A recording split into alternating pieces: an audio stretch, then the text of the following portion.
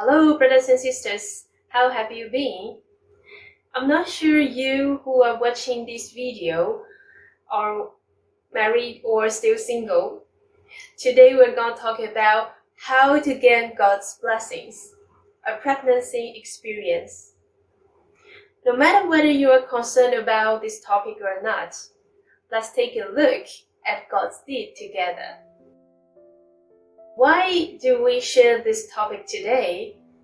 Because recently I heard one couple of the church have been trying very hard in having a baby.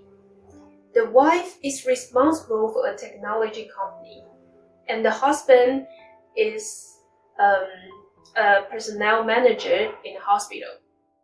They work hard during the day, and the rest of the time they love to plant organic vegetables and fruits.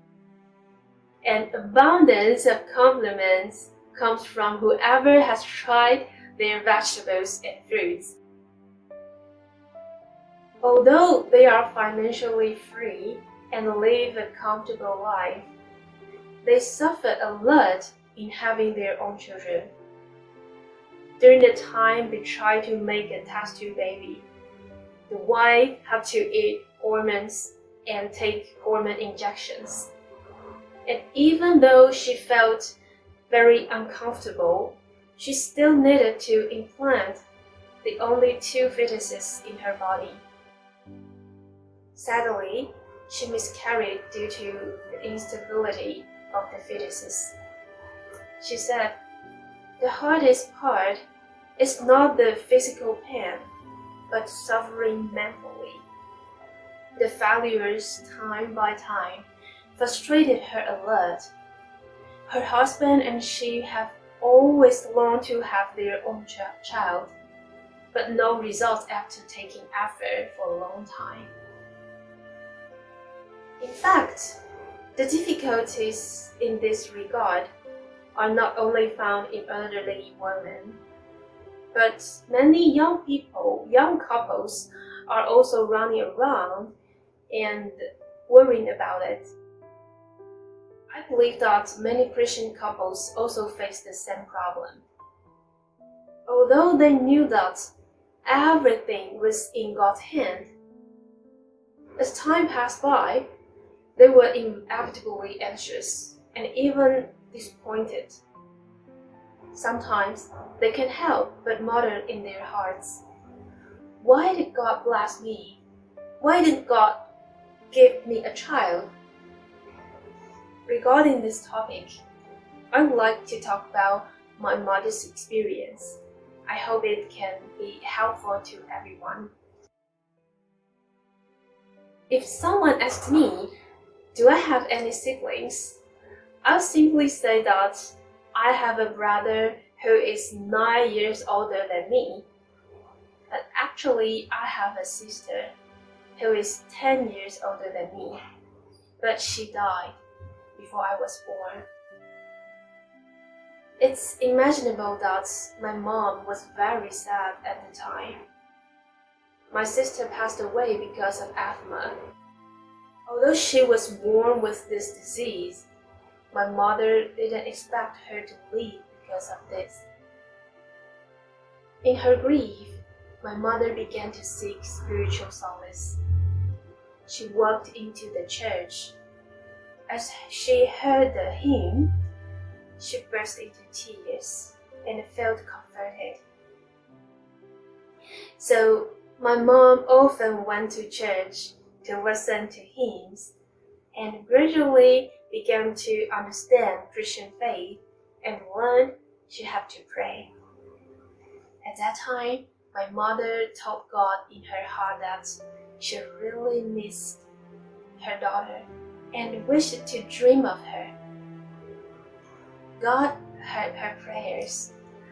During that time, my mother could dream of being in heaven with her daughter every night, very happy and full of joy. For my mother, who had just believed in God for not a long time, this gave her a lot of comfort. Meanwhile, she also strengthened her faith in God. After a period of time, although she could meet her daughter in a dream at night, she was still missing her daughter during the day. My mom thought how nice it would be to have another daughter. But then she thought, it's not easy for people who have a baby after the age of 30. I'm almost 40. I probably couldn't get pregnant, and the risk of giving birth is also very high. I'm afraid there is no hope. At that time, the brothers and sisters of the church observed my mom's face filled with sadness. They asked everyone in the group if anyone needed intercession. We can bring up any difficulties we encounter in life so that we could pray and support and help each other, which is better than hiding it in our heart. Then my mom talked about her thoughts and difficulties of wanting another daughter. And brothers and sisters shared the story of Abraham with her. Let's look at the relevant scriptures together. And God said unto Abraham, As for Sarai, thy wife, thou shalt not call her name Sarai, but Sarah shall her name be. And I will bless her, and give thee a son also of her. Yeah, I will bless her, and she shall be a mother of nations. Kings of people shall be of her. Then Abraham fell upon his face, and laughed, and said in his heart, Shall a child be born unto him that is 100 years old? And shall Sarah, that is 90 years old, bear? Genesis chapter 17, verse 15 to 17. But my covenant will I establish with Isaac, which Sarah shall bear unto thee at this set time in the next year. Genesis chapter 17, verse 21. For Sarah conceived, and bare Abraham a son in his old age, at the set time on which God had spoken to him. And Abraham called the name of his son that was born unto him, whom Sarah bare to him, Isaac. Genesis chapter 21, verse 2 to 3. Sarah, who was 90 years old, gave birth to a son because of God's promise, which is impossible for people. People have no fertility at that age, but she can still conceive a child. It can be seen from this that if God wants to give it to man, He can accomplish it, as what He says, and it's beyond the scope of man's comprehension. What the human mind can comprehend is to think from the perspective of science and medicine. But God's power is beyond human thinking, and it's also unfathomable to human beings. At that time, the brothers and sisters also shared with my mom. Now you want to have another daughter. Objectively, it seems very difficult, but if God is willing to bless you, age and physical condition are not limited, right? Another sister said, Yes, God has the final say on everything.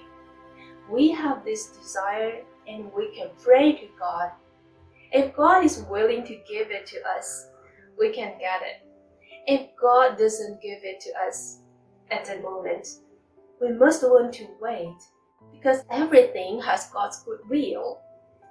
See, in 90 years of Sarah's life, she may have firmly believed that she would never have children in her life. there might be confusion, frustration, and disappointments time by time. But by having a son at her old age, what she gained is not only a son, but also an experience of the might of God, which is very precious. After listening to the sharing of the brothers and sisters, my mom felt less distressed and more confident in her heart. Although she was still worried, thinking about what if she could get pregnant and the baby still suffered from asthma. But through the sharing of the brothers and sisters, she learns to let go of her worries and to pray quietly before God. Later, she really gave birth to another daughter. That's me. That's me. And my mom was very happy and felt that God had heard her prayer. After experiencing this, my mom's faith in God has increased, and she also knows that it's useless to worry about anything. You just need to come before God to pray often and learn to be quiet before God. When people do what they can do and leave the rest to God, they will feel steady in heart. When people know that everything is under the control of God, people no longer live in unnecessary worries and sorrows. After my mom gave birth to me, she didn't overprotect me, as if she was afraid of losing me again. On the contrary, she gave me a lot of space to grow and brought me to God, because she knew that life depends on God and is from God and also in control of God. And she also knows that my everything is in God's hand. This reminds me of a passage of God's words, but also because His authority and power are extraordinary, limitless, superlative to all, and stand above all. And moreover, because His authority and what He has and is can create life, produce miracles, and create each and every spectacular and extraordinary minute and second. At the same time, He is able to govern the life that He creates and hold sovereignty over the miracles and each and every minute and second that He creates. Thank God, that's over today. I hope it will be helpful to everyone. There are many things in life that can make us worry. Let us learn to entrust it to God and have true peace and joy. If you want to learn more about God, here's a good news for you. We have free online fellowship every night. I sincerely invite you to join our fellowship. You are welcome to contact us through Facebook, Messenger, on the description below. Look forward to having you. If you like our videos, don't forget to press like and subscribe to our channel.